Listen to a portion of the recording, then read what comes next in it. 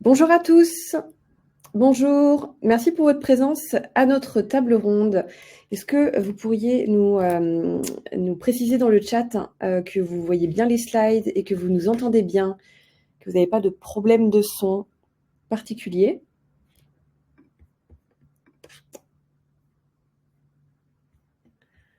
Ok, je pense que... Ok, sont les slides, super, merci beaucoup pour votre retour.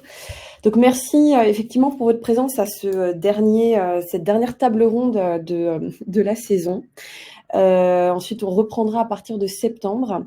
Donc le sujet aujourd'hui qui nous rassemble, c'est la gestion des identités et des accès, et notamment comment se protéger des cyberrisques. Donc on en parle beaucoup en ce moment, et l'objectif, c'est d'aller plus en détail sur notamment la stratégie IAM qu'on conseille aux entreprises de mettre en place pour pouvoir véritablement se protéger. Très rapidement, cette table ronde s'inscrit dans une série de ressources et de publications qu'on met à disposition sur notre site internet. Donc, vous allez y retrouver des livres blancs, des articles de blog ou même des replays de table ronde sur le site internet ou sur notre chaîne YouTube. Donc, n'hésitez pas effectivement à aller regarder et à aller investiguer sur les sujets qui vous intéressent le plus. Voilà, tout gravite autour des infrastructures IT, etc. Donc, vous pouvez y trouver un certain nombre de contenus. Très rapidement sur Synapsys, donc nous on est une société de services spécialisée dans la transformation des infrastructures IT. Donc on accompagne effectivement nos clients, donc essentiellement grands comptes, tout type de secteur d'activité dans leur projet infrastructure. Et on a notamment un certain nombre de domaines d'expertise, le digital workplace, le cloud, le DevOps, la cybersécurité et la data. Et on accompagne également nos clients sur la transformation des systèmes d'information avec des profils plutôt orientés conseil et chefferie de projet.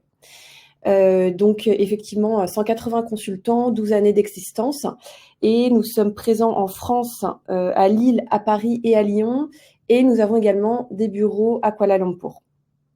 Donc voilà, n'hésitez pas effectivement à nous solliciter si vous avez besoin de plus d'informations par rapport à nos domaines d'expertise ou nos retours d'expérience. Donc j'ai le plaisir aujourd'hui d'être avec Jérémy Pourrier et Sylvain Le Souder pour cette table ronde. Jérémy, est-ce que tu pourrais te présenter en 1 minute et puis expliquer aussi pourquoi finalement on n'a pas mis la webcam aujourd'hui? Oui, tout à fait. Bonjour à tous. Donc, Jérémy Pourrier, je suis expert cybersécurité actuellement en mission dans le secteur bancaire. Et aujourd'hui, du coup, alors c'est moi, on va dire, qui ai demandé à Nathalie qu'on ne mette pas la webcam. Alors, je pense que vous n'êtes pas sans savoir que l'IA est de plus en plus utilisée pour être entraînée, que ce soit alors, il y a quand même ma voix dans ce webinaire notamment, mais avec aussi des images de caméra ou même des photos. Du coup, ça peut être aussi, on va dire, une toute petite piqûre de rappel sur le fait qu'il faut éviter de donner trop d'informations aux plateformes ou à des personnes en vue, on va dire, juste de protéger ces données au jour le jour. Donc, avec tout ce qui se passe actuellement, on peut penser aux deepfakes, etc., qui ont été utilisés pour déjà mener des cyberattaques ou du spear phishing. Donc voilà, c'était un petit clin d'œil au fait qu'il faut faire attention du coup à son image, que ce soit sur les réseaux sociaux ou sur Internet en général. Exactement, merci beaucoup Jérémy pour la petite précision, et Sylvain Le Souder. Donc, Sylvain Le Souder, moi je suis architecte cloud chez Synapsys depuis presque une année. Auparavant, j'étais chez un fournisseur de cloud qui s'appelle AWS, dont le leitmotiv est vraiment la sécurité en premier, d'où ma présence sur cette table ronde. Voilà. Merci beaucoup Sylvain. Donc effectivement, le sujet aujourd'hui qui nous rassemble, c'est donc gestion des identités, comment se protéger des cyber-risques. Donc déjà en introduction, Sylvain, est-ce que je peux te laisser la parole? Oui, alors en règle générale, quand on parle de cybersécurité, on va commencer d'abord par de la gestion de son identité. C'est vraiment pour cette raison qu'on est réunis sur cette table ronde. Et Nathalie l'a bien précisé auparavant, chez Synapsys, on travaille beaucoup pour des grands comptes, et la plupart du temps, les fameux grands comptes, ils ont une croissance qui est à la fois interne et à la fois externe, et ce qui explique qu'à un moment ou à un autre, ils se retrouvent avec des annuaires, avec des technologies qui sont variées, très souvent disparates, et ce qui peut poser énormément de problématiques. Et donc cette gestion de risque est toujours très importante à prendre en compte, et la méthodologie qui est très souvent choisie, c'est d'aller justement centraliser ces annuaires. Alors ça se faisait à une certaine époque avec des forêts Active Directory. Maintenant, c'est un petit peu différent quand on est dans l'identité géré par votre fournisseur de cloud. Alors de manière générale, on peut parler de Microsoft Entra ID pour la partie gestion de vos identités. Et donc ce genre d'outil a des fonctionnalités qui permettent de rassembler différents annuaires au même endroit et donc de centraliser les choses. Et quand on centralise, généralement, on se retrouve aussi avec un peu de complexité technique du fait que on peut se retrouver soit avec des versions différentes, soit avec des méthodologies qui sont différentes, soit avec des politiques qui sont différentes. Et donc, on se retrouve dans ce genre de cas avec énormément d'historique à gérer quand on fait ces fusions et acquisitions de sociétés. Et donc ça, c'est une complexité technique qui n'est pas du tout négligeable et qu'il faut bien prendre en compte. Et je vais laisser la main à Jérémy pour la partie politique. Oui, du coup, pour les politiques d'authentification, donc comme vient de le dire Sylvain, c'est par rapport en général aux grands comptes où il y a des fusions internes ou externes, et on se retrouve avec une certaine complexité qui nous amène, on va dire, à avoir différentes méthodes d'authentification. Et du coup, se pose la question de est-ce que on peut permettre à une entité qu'on vient d'acquérir de quand même accéder aux données et au système de l'entité principale, même si le niveau de sécurité n'est pas à la hauteur, ou alors est-ce qu'on va déjà mettre dans un autre temps à niveau la fusion, l'entreprise qu'on vient d'acquérir, pour après lui permettre d'accéder aux données et au système de l'entreprise, on va dire, principale. Il faut savoir que forcément, lorsque l'entreprise fait une acquisition, elle veut quand même globalement assez vite se mettre en ordre de marche, elle veut faire du chiffre, mais se pose aussi le risque de si la dite acquisition n'a pas un niveau de sécurité ou d'authentification suffisant, se pose le problème du risque. Est-ce que déjà, si on acquiert une entreprise tierce, elle n'a pas déjà été compromise? Est-ce que si on lui donne l'accès, elle peut éventuellement compromettre l'entité principale? Voilà, de par, on va dire, les systèmes d'authentification qui sont multiples et complexes, on peut élargir ces surfaces d'attaque dans le sens où on utilise plusieurs systèmes d'authentification au sein de plusieurs entités. Et quelque chose, par contre, ça aussi qui ne change pas du tout, c'est les recrudescences d'attaques par ingénierie sociale, du coup, qui demandent, on va dire, moins de connaissances techniques pour mener des attaques du type ransomware, chantage, des attaques de déni de service, etc. On n'est pas dans l'attaque, on va dire, technique pure et dure, on est plus dans de la psychologie, dans ce qu'on peut appeler de la fraude au président, du spear phishing, du phishing, du vishing. On verra ça après quelques exemples par la suite. Ce sont des personnes qui sont alors déjà quand même douées techniquement, mais qui sont aussi très fortes, on va dire, psychologiquement et qui ont énormément de répartie. Ok, merci beaucoup. Donc effectivement, on va rentrer un petit peu dans le détail, notamment des risques en matière d'ingénierie sociale, mais aussi des enjeux de l'IAM pour les entreprises. D'ailleurs, si tu veux peut-être définir ce qu'est l'IAM en premier lieu. Oui, donc l'IAM, donc du coup, ce n'est pas le groupe de rap, c'est l'Identity Access Management. Et du coup, alors on peut le voir sur la droite de cette slide. Alors qu'est-ce que ça implique, comment le risque cyber se situe au niveau de l'IAM. Donc déjà dans un premier temps pour le risque cyber, alors on peut voir quand est-ce que je vais être attaqué. Ce n'est pas est-ce que je vais être attaqué, c'est quand est-ce que je vais l'être. Il faut savoir que depuis, alors c'était le cas en 2023, je n'ai pas trouvé les chiffres 2024. En 2023, il y avait plus de 49% du trafic internet mondial qui était effectué par des bots, donc par des ordinateurs, non pas par des humains. Et on suppose qu'en 2024, on va dépasser les 50%.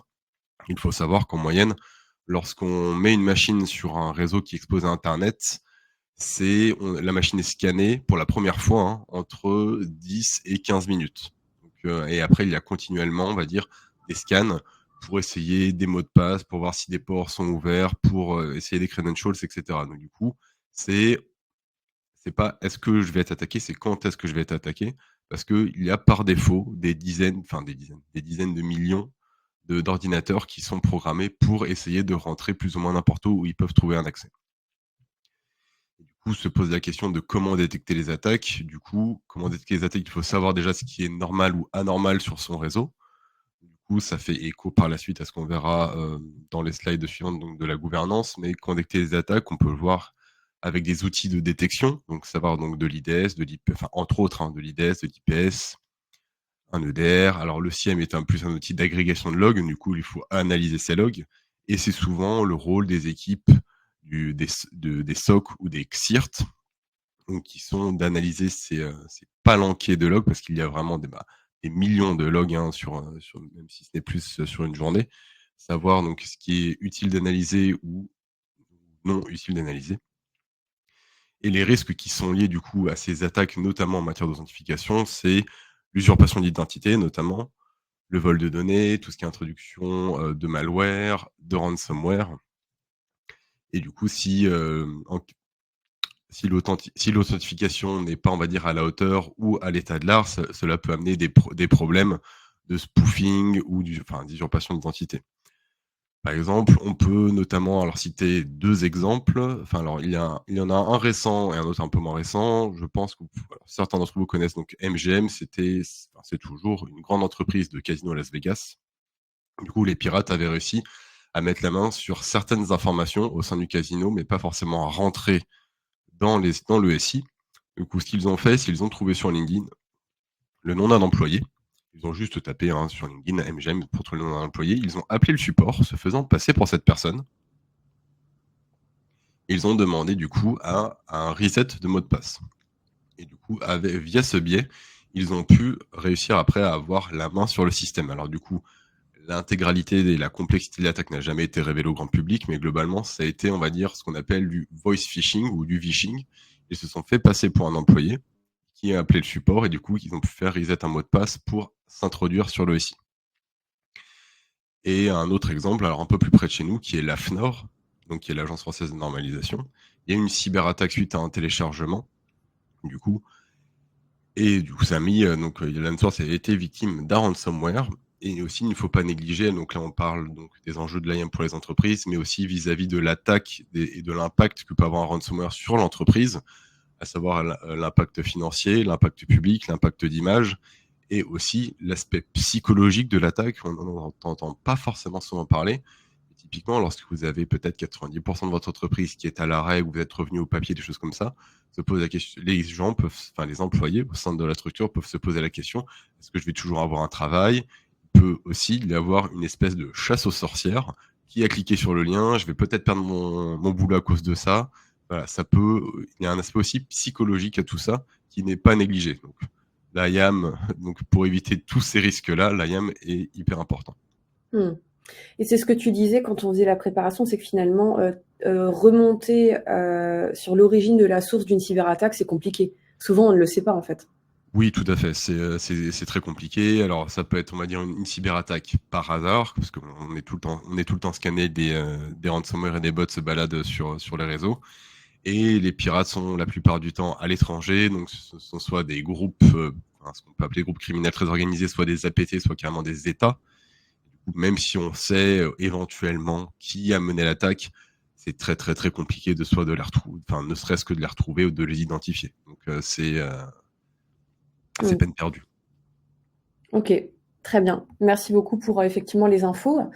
Donc Sylvain, je te laisse la main au niveau de la gouvernance en fait. Comment est-ce qu'on va mettre en place justement cette stratégie au sein de l'entreprise?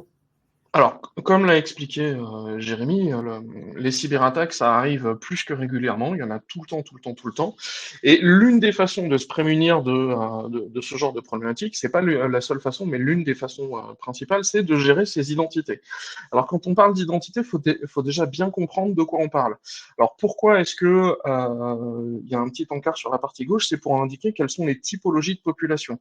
Quand on a une entreprise, quelle qu'elle soit, ou même une association, les premiers auxquels on va penser sont ses employés, les internes qui, eux, ont accès à tout ou partie du système d'information. Sauf que on n'a pas que cette typologie de population. On se retrouve aussi régulièrement avec des partenaires. Synapsis c'est un partenaire, par exemple, de l'ensemble de ses clients. Et puis aussi, on a des clients lambda, donc ce qu'on peut appeler par exemple des clients bancaires qui utilisent une application pour aller vérifier. Alors qu'on a, c'est vraiment ces trois typologies de population. Ces typologies de population n'ont pas forcément le même usage, et d'ailleurs ne doivent même pas avoir le même usage du système d'information global de l'entreprise. Et par conséquent, on va mettre en place des politiques qui vont être différentes en fonction de la typologie de ces populations. Donc c'est vraiment dans les questions qu'il faut se poser, c'est à qui dois-je m'adresser, à quelle typologie de risque dois-je adresser quand on fait la gestion de son identité. Et donc, on va pas faire la même typologie de réponse pour un employé, pour un partenaire ou pour un client. C'est toujours très, très différent. Il faut bien faire attention à tout cela. Donc, quand on met en place la gouvernance de ses identités, donc, une fois, il faut bien suivre des règles que l'on va définir et des règles auxquelles on doit absolument se conformer. Donc, c'est bien pour ça qu'on met des outils qui permettent de ce suivi de gouvernance. Donc, c'est le schéma en bas à droite que l'on voit avec le cycle entre l'authentification, l'autorisation et l'audit. C'est le troisième, c'est la fameuse audit. Ça revient extrêmement souvent quand on met en place de la gestion de son identité, c'est être capable, à un moment ou à un autre, de dire qui s'est authentifié, sur quelle application et à quel moment. Ça permet de suivre exactement l'état de ces identités à un instant T. Jérémy en parlait tout à l'heure, il a indiqué qu'on avait beaucoup de remontées d'informations dans un SIEM, c'est exactement le type d'informations qu'on va aller collecter dans toutes les applications pour être certain de faire le suivi de bout en bout d'une identité. Et ça permet de vérifier à un moment ou à un autre si un compte a un comportement qu'on pourrait qualifier de détonnant et de surprenant. Après, quand on est dans différentes typologies d'entreprises, on peut avoir des contraintes qui sont réglementaires. Alors, je pense par exemple à la partie RGPD, mais ça n'est pas l'unique exemple. Il y a beaucoup de contraintes qui sont mises en place, par exemple, dans le monde bancaire et qui sont réglées par la Banque centrale européenne. Et donc, ces contraintes qui sont réglementaires, elles indiquent à un moment ou à un autre que l'on doit être sûr de savoir qui fait quoi à quel moment et comment est-ce qu'on peut faire pour aller récupérer les données et auditer ces données. Donc ces politiques sont bien à mettre en place, sont à suivre, et pour ça on a une nécessité obligatoire de mettre en place ces contraintes. C'est pas toujours simple à mettre en place. La gouvernance de son identité, c'est vraiment un sacerdoce. Ça peut mettre des années, et comme on l'a expliqué en introduction, quand on est dans le cas de fusion et d'acquisition, ça peut rendre les choses très très très très très complexes, mais c'est toujours nécessaire de le faire pour être certain de pouvoir suivre les différents comportements que l'on peut avoir dans un système d'information. Et donc, ça vient aussi ensuite à auditer régulièrement. Alors, quelles sont les fréquences que l'on peut avoir pour l'audit de ces journaux d'infrastructure? Eh ben, ça va dépendre des contraintes réglementaires que l'on va avoir. Quand on est dans le cas du monde médical, ça va être journalier. Quand on est dans le cas du monde militaire, on va plutôt être sur des audits qui sont toutes les heures. Et quand on est dans d'autres cas un petit peu plus relâchés, ça peut être beaucoup moins régulièrement. Et donc, par conséquent, on peut être sur une fois par mois ou une fois par trimestre. Ça va dépendre vraiment du domaine dans lequel on travaille.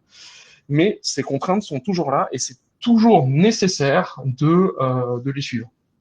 Et c'est les fameux 3A de la gestion d'identité, donc l'authentification, souvent on met en parallèle avec l'identification, l'autorisation et l'audit, doivent toujours être mis en place. Ce ne sont pas toujours les mêmes outils qui permettent de mettre en place ces trois étapes, mais par contre, elles sont toujours nécessaires à un moment ou à un autre. On pourra donner par exemple comme outil d'authentification un Active Directory, qui est vraiment très classique. Un outil d'autorisation derrière, ça va être une plateforme type Kerberos qui permet d'autoriser l'accès à une application. Et puis derrière, les journaux qui vont être centralisés pour auditer l'intégralité de cette gestion d'identité. Voilà, donc ça, c'est très important de le mettre en place. Les outils sont très variés pour le faire. Et Mm. donc ça, on va pouvoir passer sur le transparent suivant, Nathalie. Exactement. D'ailleurs, je l'ai pas mentionné à l'oral, mais je l'ai mentionné dans le chat. Si vous avez la moindre question, n'hésitez pas à la poser. On est vraiment là pour y répondre en live. Donc voilà, c'est totalement ouvert là-dessus. Donc, tour d'horizon des outils. Je t'en prie, Sylvain. Donc voilà, donc sur la partie IAM, sur la partie gestion des identités, on a énormément d'outils qui sont disponibles. Les plus connus, ça va être Entra ID pour la partie annuaire en ligne. On a Cognito chez AWS. C'est très très très très varié. Ces outils-là permettent quelque chose de très important, ça permet de structurer à un moment ou à un autre ces processus. Alors normalement, c'est pas l'outil qui fait de la structuration, c'est plutôt l'inverse, c'est normalement la politique qu'on met en place et après on choisit les outils qui répondent à ces processus. Mais si vous n'avez pas d'idée sur comment structurer votre gestion et votre gouvernance des identités, ça peut être un bon point de départ d'aller commencer à utiliser des outils type Microsoft Entra ID ou AWS Cognito ou Identity Center. Ça, vraiment, c'est des outils qui vous permettent de mettre le pied dans la gestion de vos identités. Alors, ces outils permettent aussi une très forte centralisation. Alors, la centralisation, ça peut être très pratique parce que ça vous permet d'avoir une gestion unique de vos identités, mais c'est à double tranchant pour une raison assez simple, c'est que si jamais un compte très centralisé est corrompu, eh ben, il va être corrompu pour l'intégralité des applications auxquelles il a accès. Donc c'est toujours un double tranchant, donc il faut faire particulièrement attention à cette centralisation. Ça doit aussi s'accompagner d'un durcissement des politiques de gestion des mots de passe ou de MFA. On verra ce genre d'infrastructure un tout petit peu plus loin. Et quelles sont les typologies de fonctionnalités qu'on va attendre sur des outils qui font de la gestion et de la gouvernance de vos identités? Eh ben, ça va être l'ouverture d'un accès, et puis on a aussi très important la fermeture d'un accès. Par exemple, quand un employé change de poste, il va devoir à un moment ou un autre avoir un profil différent, et ayant un profil différent, il va avoir accès à des applications des morceaux du système d'information qui vont être différentes. L'exemple classique, c'est quelqu'un qui passe par exemple, du commerce au RH. Bah, sur la partie commerce, il avait accès aux clients et à la liste complète des clients. Sur la partie RH, il va avoir accès à toutes les informations de tous les employés, mais plus aux clients. Donc ça vous permet vraiment de faire ce suivi et ces ouvertures et fermetures d'accès. C'est extrêmement important dans un cadre d'entreprise, d'être bien capable de savoir quel employé est où et pourquoi est-ce qu'il a accès à telle ou telle ressource. Aussi, ces outils, bon, dans les fonctionnalités, j'en ai beaucoup parlé sur la partie audit, c'est le suivi des utilisateurs, c'est exactement ça. Savoir quel utilisateur fait quoi sur telle ou telle plateforme. Alors, fait quoi? Ça veut dire accéder à telle ressource. Ça veut pas dire exactement ce qu'il fait dans la plateforme, mais au moins accéder à telle ou telle ressource. Et c'est là qu'on peut détecter des choses qui sont étonnantes ou surprenantes. Dans les audits des accès, c'est très similaire au suivi des utilisateurs. Après, comme j'expliquais tout à l'heure, l'attribution du bon droit au bon utilisateur, c'est ce qu'on appelle le besoin d'en connaître, c'est-à-dire que chaque utilisateur doit avoir accès à un certain nombre de plateformes, mais pas forcément à tout. Et enfin, dans ce genre d'outils, comme on met la mise en place d'outils de conformité et de suivi des utilisateurs, on réduit son risque. Et enfin, le dernier point, alors c'est vraiment celui qui est le plus compliqué à mettre en place, c'est la réconciliation de référentiels, parce que comme on parle de grands groupes, on peut se retrouver à un moment ou à un autre avec des annuaires très disparates, comme je l'expliquais en introduction. À un moment ou à un autre, il faut être capable de réconcilier les référentiels. On peut avoir des personnes qui sont dans deux référentiels distincts, tout simplement parce qu'ils ont changé d'entreprise ou changé d'entité.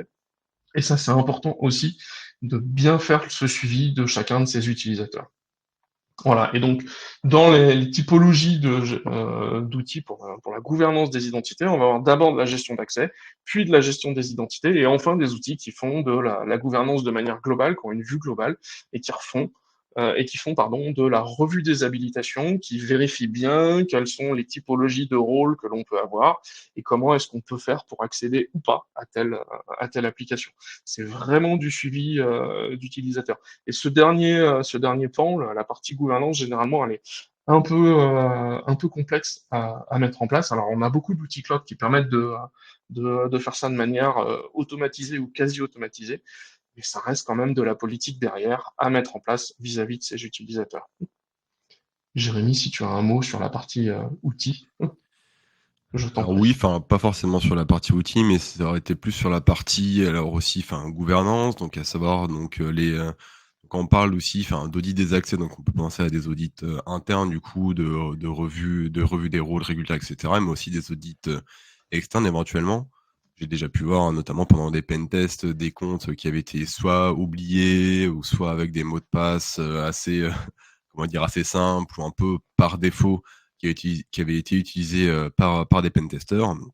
Se pose aussi pour moi la question, enfin dans la gouvernance, de définir le nombre de tentatives, de définir tout ce qui est aussi, enfin ce qu'on appelle impossible travel. Typiquement, c'est quelqu'un qui se connecte à Paris à midi et qui après on voit que les mêmes credentials ont essayé de se connecter, je sais pas, à Istanbul à midi 2. A fortiori, pas forcément voyage, fait quelques milliers de kilomètres en 2 minutes, des choses comme ça. Il y a tout ce qu'on peut appeler aussi, enfin, tout ce qui est zéro trust et MFA. Et je pensais aussi à tout ce qui est, enfin, notamment hein, pour les réglementations, donc il y a RGPD, etc., mais à des choses un peu plus, même, qui sont terre à terre, si je puis dire, donc même les mots de passe. Typiquement, là, il y a, pour ceux qui connaissent, RockU 2024, qui vient d'être publié il n'y a pas longtemps. Donc, c'est juste un énorme dictionnaire de mots de passe dans lequel il y a plus de 10 milliards de mots de passe en ce moment. Et typiquement, quelque chose que je vois assez souvent dans les entreprises, même parfois chez des très grands comptes, c'est typiquement ce qu'on appelle du coup les codes PIN sur Windows. Donc, il y a de Windows Hello, on peut utiliser son empreinte ou même les codes PIN sur les ordinateurs. Mais typiquement, ce que j'ai pu remarquer, c'est la plupart du temps, lorsque les codes PIN sont juste avec des chiffres, on n'a pas, on n'a pas besoin d'appuyer sur la touche entrée pour se connecter sur l'ordinateur. Du coup, ce qui voudrait dire que typiquement, quelqu'un qui met un mot de passe de 4 chiffres, 6 chiffres sur son Windows et qui n'a pas besoin de faire entrer parce que dès qu'on tape le bon code PIN, cela déverrouille l'ordinateur. Ça voudrait dire qu'en quelques secondes, avec un petit script d'essai des codes PIN, on pourrait déverrouiller le poste. Donc voilà, ça me fait penser aussi à ça, typiquement à tout ce qui est parfois méthode d'authentification ou de gestion des identités pour se connecter à quelque part où vous n'avez pas besoin de valider la saisie et il n'y a pas de timeout après un mot de passe erroné, ça pourrait se brute force très facilement. Voilà, ça me fait penser à ça. Ok, merci, intéressant. Euh, Avant de passer sur le use case qu'on va présenter juste après, Sylvain, toi et Jérémy, de votre regard, en fait, les entreprises, elles sont matures de façon générale sur cette stratégie, hein, sur la gestion des identités, des accès, ou est-ce qu'il persiste, il existe encore un certain nombre de failles, ou est-ce que c'est un manque peut-être de sensibilisation des utilisateurs? Enfin, quel est votre regard un petit peu sur le marché aujourd'hui? Alors globalement, il y a des progrès qui ont été faits, mais il y a encore des progrès à faire pour une raison assez simple, c'est euh, toute entreprise, quasiment, quel que soit son âge, a de l'historique. Et cet historique, il n'est pas souvent compatible avec les plateformes de sécurité. Et par conséquent, les grands groupes essayent, ou même les plus petites structures, essayent d'éponger cet historique. Mais cet historique contient quand même un certain nombre de failles. Et par conséquent, les choses s'améliorent, mais ça prend beaucoup de temps. Donc, l'audit régulier de ces plateformes, c'est vraiment nécessaire pour ça, Mm. pour essayer vraiment de diminuer son historique et son legacy qui finalement est risqué. C'est vraiment le cas d'usage qu'on a juste après d'ailleurs. Ok, ça marche. Et toi, Jérémy, de ton côté, tu as une observation un petit peu aussi sur ce qui se passe sur le marché dans les grandes entreprises ou pas forcément? Bah, globalement, c'est comme l'a dit Sylvain, quand il y a beaucoup d'historique, c'est un peu compliqué. Ça dépend aussi notamment du secteur d'activité. Il faut savoir que parfois, dans les secteurs industriels qui ont aussi énormément de legacy, il y a des machines qui ne peuvent pas forcément être mises à jour, où il y a des réseaux, alors qui sont en général séparés bien sûr, mais parfois ça peut arriver que par inadvertance, certaines soient connectées. Et du coup, on va dire, des périmètres industriels, il peut y avoir du legacy très ancien, mais qui ne peut pas être mis à jour. Donc, faire attention là-dessus, à ce que ça peut pas être un vecteur d'attaque notamment. Et aussi, alors quelque chose qui n'est pas forcément lié à l'IAM, mais qui peut aussi être vecteur d'attaque par ce biais, c'est que on peut remarquer, enfin moi c'est ce que je remarque, on va dire parfois dans mon entourage, c'est que de moins en moins de personnes ont leur ordinateur personnel et utilisent leur matériel professionnel comme aussi ordinateur personnel. Donc cela peut amener, on va dire, à utiliser sa machine pro pour consulter ses mails, pour laisser les enfants faire leurs devoirs le soir, etc. Et du coup, sans après aussi une politique stricte, donc on rentre, on va dire, dans la gouvernance, mais un tout petit peu en dehors de l'IAM, mais sans une politique stricte d'utilisation et de sensibilisation aussi des utilisateurs, on peut se retrouver avec des personnes qu'on pourrait potentiellement faire chanter ou amener à donner des informations. Et là, on se retrouve face à quelque chose contre lequel il est très difficile, voire quasi impossible de se prémunir, et ce qu'on appelle les malicious insiders. Ce sont des personnes qui ont légitimement accès au SI, mais qui choisissent, donc de manière contrainte ou non, d'utiliser leurs accès pour voler l'entreprise ou pour installer, enfin faire rentrer un malware ou une menace informatique. Typiquement, une petite anecdote, c'était, alors pour ceux qui ont connu, donc il y avait une plateforme qui s'appelle, je crois toujours, Ashley Madison, qui est une plateforme de rencontre extra-conjugale. Et cette plateforme avait été victime d'une énorme fuite de données il y a plusieurs années, et on pouvait retrouver dans ces fuites de données qui avaient fuité des adresses en .navy, en .gov, donc les gouvernements américains ou l'armée américaine. Typiquement, on pourrait se dire que des personnes qui ont donné leurs adresses gouvernementales seraient facilement identifiables et on pourrait potentiellement les faire chanter vis-à-vis de ça. Si tu ne me donnes pas telle information ou si tu n'introduis pas telle menace informatique au sein de ton réseau, je peux te faire chanter car j'ai cette information-là sur toi. Donc on va dire que aussi la malicious insider, quelque chose dont il est difficile de se prémunir et qu'on peut essayer de détecter avec de la gouvernance typiquement. Il est anormal que tel utilisateur ait sorti 1 giga de documents en une journée ou que tel utilisateur qui ne s'est jamais connecté a demandé une autorisation spéciale alors que c'est pas forcément son domaine professionnel. Voilà. Donc la gouvernance et la surveillance, on va dire, est un enjeu de tous les instants au sein du SI, que ce soit pour de l'IAM ou pour, on va dire, la menace cyber en général. Ok, merci beaucoup, c'était clair et puis j'adore tes exemples. Sylvain, je te laisse la main effectivement pour aborder un sujet de manière plus spécifique.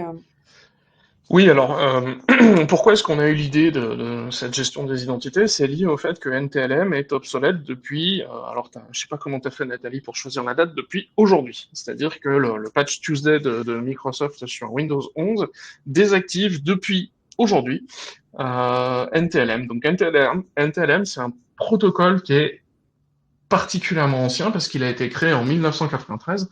Alors, pour resituer les choses, 1993, c'est la création du navigateur Mosaic, qui est le premier navigateur Internet. Donc, à cette époque-là, évidemment, on n'avait pas vraiment de notion d'Internet tel qu'on peut l'avoir actuellement, ni de gestion des identités telles qu'on peut les connaître actuellement. Donc, on est vraiment sur un protocole qui est ancien, dont on voit d'ailleurs le mode de fonctionnement sur la partie droite du slide, à savoir une demande d'authentification, un challenge qui est envoyé. Alors le challenge, c'est vraiment demander le mot de passe, et puis quand on veut s'authentifier, on répond par un mot de passe, alors qui est chiffré plus ou moins fortement, mais qui est quand même pas un chiffrement très très avancé.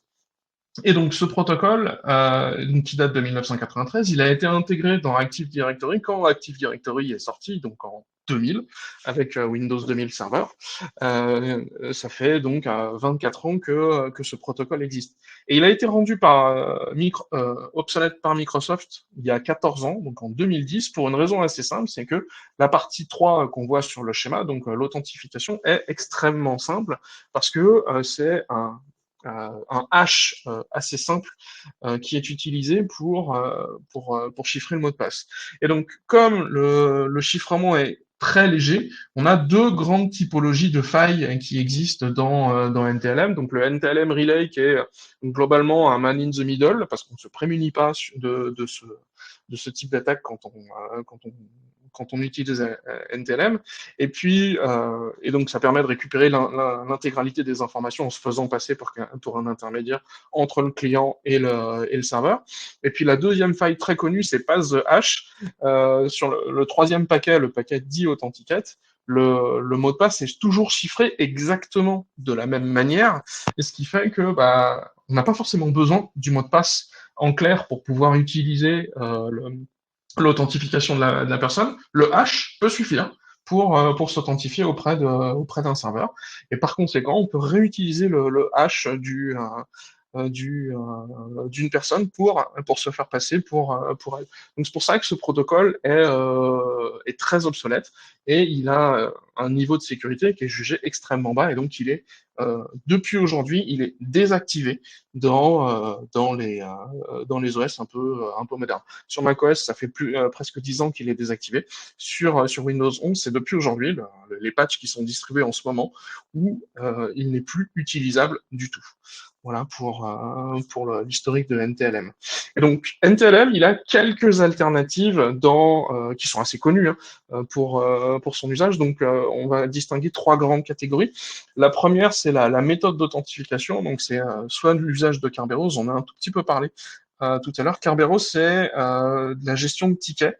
Donc un ticket qui authentifie une personne, pas qui identifie, je dis bien authentifie une personne, et le serveur Kerberos va gérer de l'obsolescence de ces tickets et va bien vérifier que la personne qui demande un ticket est bien la personne, est bien l'utilisateur et pas quelqu'un d'intermédiaire. Et Kerberos utilise des plateformes de certificats pour chiffrer l'intégralité des contenus que l'on a dans l'usage de ces tickets. Donc c'est très robuste. Kerberos, c'est exactement le protocole qui est utilisé en ce moment par Microsoft pour authentifier ses utilisateurs sur Active Directory, les versions récentes, ou sur Entra ID pour authentifier la première fois ses utilisateurs. Donc c'est vraiment le protocole qui remplace NTLM, et en plus il est robuste à Internet. À côté de ça, on va trouver des outils qui font à la fois de l'authentification et de l'autorisation. Donc là, on est plus proche du single sign-on, donc avec 2 typologies de protocoles cette fois-ci, donc le SAML et l'autre, qui sont beaucoup plus récents parce que eux se passent uniquement dans un navigateur web. Les protocoles d'authentification dont je parlais tout à l'heure, donc qui est Kerberos, lui, il est dans un navigateur web et aussi avec un client lourd de n'importe quelle application à partir du moment où elle est compatible. Et donc l'authentification et l'autorisation, SAML et autres, ça c'est uniquement sur du monde web.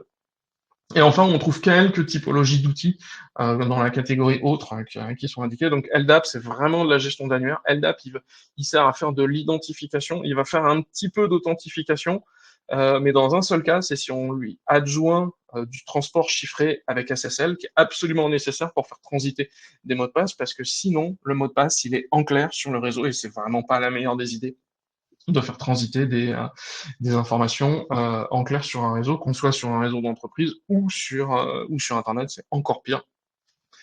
Sur Internet, les bots dont parlait tout à l'heure Jérémy peuvent aller récupérer ce genre d'informations et donc derrière rejouer votre identité. Et ce qu'on a mis en place aussi, alors ça c'est un petit peu plus récent, c'est l'authentification multifacteur. Alors multifacteur, ça généralement on pense à double facteur, mais ça peut être plus que 2, ça peut être 3, 4 facteurs. Et donc les plateformes de MFA sont en train d'être petit à petit popularisées. On le voit avec des applications telles Microsoft Authenticator ou alors Google Authenticator pour la partie applicative. On le voit aussi avec du matériel physique. On le voyait sur les slides précédents, on n'en a pas parlé, c'est la partie Passkey, qui est très pratique et très connue, notamment YubiKey qui fournit du matériel qui émule un clavier et qui fournit un mot de passe temporaire qui est changé toutes les 15 secondes. Et donc ce genre d'outil est aussi très utile pour sécuriser un peu plus de l'identification et de l'authentification. Voilà, donc bien faire attention à ces typologies d'outils. Et donc NTLM, il est certes obsolète complètement depuis aujourd'hui, mais par contre, on a des alternatives qui sont connues et qui sont utilisables un peu partout. Globalement, l'idée, c'est vraiment mettez à jour vos infrastructures. Et donc, quand on veut migrer depuis NTLM ou même depuis une plateforme quelconque d'authentification, c'est toujours les mêmes typologies d'étapes qui prennent entre 1 et 2 mois, sauf pour la dernière qui est la partie industrialisation, qui elle est vraiment beaucoup plus longue. Mais on démarre toujours par une analyse. Donc, on va aller regarder quels sont les outils qui utilisent le protocole NTLM. On va inventorier l'intégralité des applications qui utilisent ce protocole NTLM. On va bien vérifier dans son organisation qu'on a autre chose qui est disponible. Parce que si on n'a pas d'autre chose qui est disponible, ça sert à rien d'essayer de migrer depuis NTLM. Mais globalement, comme j'ai expliqué juste avant, on a des outils récents qui permettent de remplacer ce protocole. Après, on va regarder quelles sont les recommandations. Donc, dans cette phase d'analyse et d'étude, on va aller regarder si on peut vraiment appliquer l'usage de nouveaux protocoles pour remplacer NTLM. Donc, c'est vraiment une phase d'étude. On va poker les différentes applications, les nouvelles versions qui utilisent le ou les nouveaux protocoles qui remplacent NTLM. Puis après, on est sur des phases très classiques de projet. Donc, on va découper son projet en plusieurs lots pour pouvoir son projet de migration pour pouvoir migrer petit à petit ses applications et puis mettre en place aussi une équipe projet. Et puis, lorsqu'on est dans les phases d'industrialisation, on va avoir X vagues qui vont se dérouler avec différents sprints dans ces vagues. Et on va former ces équipes pour qu'on n'utilise plus NTLM et ses développeurs pour que ce soit le nouvel outil qui remplace l'intégralité des méthodes d'authentification qu'on avait jusque-là. Et petit à petit, on va pouvoir supprimer et décommissionner les anciennes applications pour pouvoir les remplacer par des nouvelles. Alors, comme on l'expliquait tout à l'heure, on a beaucoup d'historique et c'est bien à ça qu'il faut faire attention. C'est toujours sur ce genre d'application qu'on retrouve du NTLM. Okay. Et Nathalie, je te laisse la parole. Et ça concerne beaucoup d'entreprises, NTLM Comme toute entreprise. Finalement, Alors, c'est pas très compliqué. C'est toute entreprise qui a plus de 25 ans d'IT. Parce que NTLM, on l'a vu apparaître dans Active Directory en 2000. Il y a beaucoup de périphériques réseau qui aiment beaucoup NTLM pour une raison assez simple, c'est que quand on veut discuter de l'applicatif, on a du Kerberos ou du NTLM pour faire de l'authentification. Quand on veut discuter avec du réseau, on a plutôt du Radius qui est utilisé. Et NTLM était le seul protocole qui permettait de faire le pont entre le monde applicatif et le monde réseau. Et donc, on peut trouver énormément d'applications réseau. Donc, ça va être votre VPN, ça peut être aussi votre Wi-Fi qui utilise du NTLM sans forcément que vous le sachiez. Donc, c'est pour ça que cette phase d'audit et cette phase d'analyse, elle est très importante. Et donc, comme indiqué, toute entreprise qui a de l'IT depuis 25 ans, vous pouvez être sûr qu'il y a du NTLM quelque part. Ok, intéressant. Merci pour effectivement cette méthodologie. Et si effectivement vous êtes concerné, n'hésitez pas à nous solliciter pour qu'on puisse vous accompagner dans cette transition. On a encore une slide, donc c'était vraiment des conseils pour réussir, des quick wins notamment. N'hésitez pas si vous avez des questions, c'est vraiment le moment entre guillemets de les poser. Donc voilà, le chat est disponible. Jérémy, je te laisse la main. Oui, donc après on va finir sur des conseils, si je puis dire, on va dire de bon sens et sur de tout ce qui est votre gouvernance IAM et cyber en général. Donc, comme l'a dit Sylvain auparavant, hein, c'est respecter le principe donc, de need to know, de besoin de savoir, et de liste privilège, de moins de privilèges. Du coup, ce n'est pas parce que quelqu'un est admin IT qu'il doit avoir accès au dossier RH ou au dossier financier, par exemple, même si potentiellement il pourrait avoir le droit ou pas avoir le pouvoir de se mettre les droits dessus, mais ça faut faire attention à ce que toute personne n'ait pas, on va dire, des droits qui outrepassent sa fonction. Donc maîtriser donc l'inventaire et de ses outils et de son parc. Alors ça aussi c'est un très grand sujet sur qu'on a peut-être effleuré. Et du coup on ne peut pas défendre ce qu'on ne sait pas qu'on n'a pas, si je puis dire. On ne peut pas sécuriser des réseaux ou des serveurs ou des machines dont on ignore l'existence. Et ça, ce que j'ai vu également dans pas mal d'audits et de pentest, c'est que parfois il y a des machines avec des protocoles legacy qui traînent. C'est dans un coin, c'est une machine qui s'appelle test 1, 2, 3, 4, qui a été mise là par un développeur ou un admin à l'époque. Ça n'a jamais été supprimé pour on ne sait quelle raison. Et du coup, il se trouve que cette machine peut avoir beaucoup d'accès. Donc il faut aussi, on va dire, s'assurer de maîtriser son parc de bout en bout, ce qui est très difficile, hein, notamment sur des très grands comptes avec des machines qui sont masterisées ou décommissionnées tous les jours. Mais vraiment, ça peut être un très très gros vecteur de risque.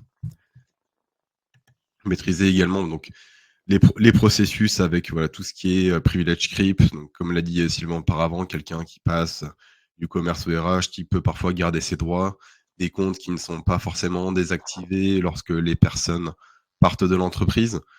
Je pense que peut-être certains s'en reconnaîtront. Il est possible que parfois vous quittiez une entreprise en tant que consultant, quoi que ce soit. Vous reveniez peut-être 2-3 ans après. Votre compte existe toujours. Donc bon, ça, c'est pas forcément des pratiques, des pratiques à garder.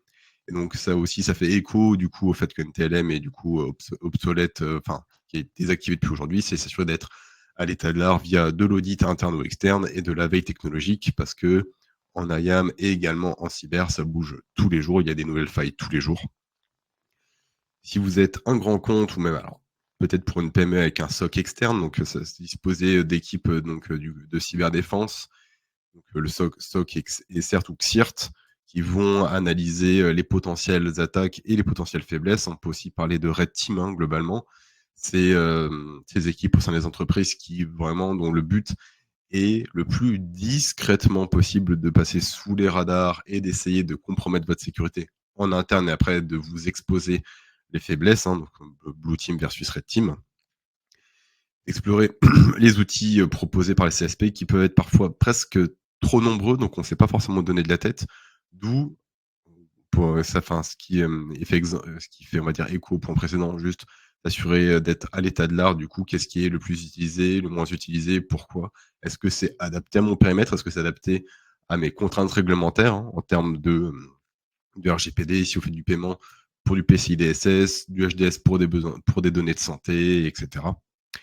Et également avoir ce que j'appelle, enfin ce qui est appelé une hygiène cyber, hein, donc notamment réaliser des campagnes de sensibilisation et de phishing pour sensibiliser les utilisateurs et vraiment faire le distinguo. Ça, j'insiste, hein, sur la vie perso et la vie pro, parce que de plus en plus de personnes se servent de leur ordinateur professionnel pour faire des tâches personnelles.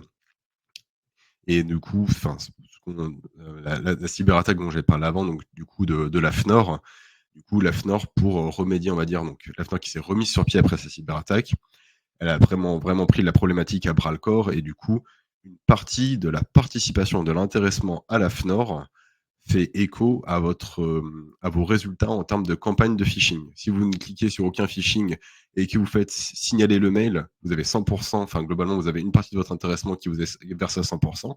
Si vous vous faites avoir, cet intéressement peut diminuer. Donc voilà. Alors, est-ce que c'est une bonne idée, une mauvaise idée? Je laisserai chacun juge, mais ça peut être également aussi un des leviers pour vraiment faire prendre conscience aux personnes que c'est important et que un téléchargement malheureux, une pièce jointe qui n'a pas été vérifiée peut littéralement faire perdre leur emploi à des potentiellement centaines ou des milliers de personnes.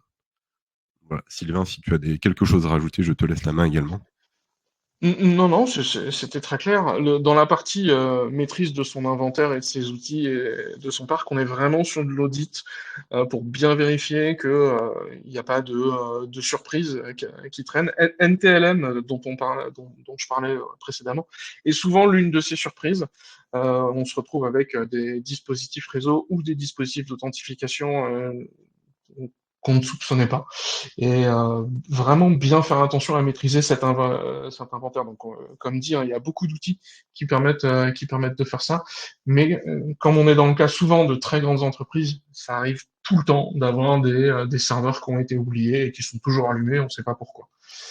C'est souvent quand on fait des mouvements de move to, alors ça va être soit move to cloud, soit move to another data center, qu'on va se retrouver avec ce genre d'audit et s'apercevoir que finalement on avait du matériel qui était là, mais qu'on ne soupçonnait pas et qui finalement est une porte d'entrée grande ouverte sur son système d'information. Donc vraiment bien maîtriser son inventaire, c'est, je pense, quelque chose de très très très important. Voilà. Ok, bah, merci beaucoup effectivement pour ces conseils. Il n'y a pas de questions, donc du coup, j'espère que c'était clair pour tout le monde. Jérémy, Sylvain, je ne sais pas si vous voulez rajouter quelque chose. Sinon, Faites attention à vos Non. données. Faites attention à ce que vous, ouais. donnez comme données, si je puis dire, hein. Bon, je ne le fais pas non plus, mais essayez dans la mesure du possible de vous renseigner un minimum sur les conditions d'utilisation des services que vous utilisez, à savoir hein, du coup est-ce que les données sont achetées, revendues, etc. Parce que certaines entreprises disent ne vous inquiétez pas, on ne vend pas vos données. On peut se rendre compte que certaines entreprises en fait font partie d'énormes conglomérats qui ont des sociétés sœurs. Du coup, elles ne vendent pas leurs données, elles les donnent. Du coup, voilà, Hmm. parfois ça joue sur les mots. C'est un peu Donc voilà. opaque en fait, hein. Oui, totalement. Bon. C'est vraiment. Alors après, je pense que derrière, il y a des armées d'avocats et de juristes qui sont bien plus en avance sur le sujet que nous. Et voilà, par réflexe, sensibiliser vos collaborateurs et votre entourage à la question Hmm. de l'utilisation des données, de l'utilisation de l'outil informatique en général, car c'est quelque chose qui est aujourd'hui, je pense, indispensable, incontournable et qui le deviendra peut-être de plus en plus à l'avenir. Merci beaucoup, Jérémy. Et toi, Sylvain, je sais pas si tu as un mot de la fin. Non, moi je vais déjà dire mon Ok, mot de la fin sur la partie maîtrise de son inventaire. Je suis tout à fait d'accord avec Jérémy. Faites attention à ce que vous utilisez. ça marche. Bah, merci beaucoup. Merci à tous les deux cette heure d'échange qui était vraiment très intéressante. Et merci à tous voilà, pour votre disponibilité, pour votre connecté à ce webinaire. N'hésitez pas si vous avez d'autres questions. On peut y répondre en rendez-vous, en échange téléphonique, en rendez-vous one-to-one plus tard. Donc n'hésitez surtout pas à nous solliciter par la suite si vous avez des besoins. Merci beaucoup et bonne journée à tous. Merci à tous. Bonne journée.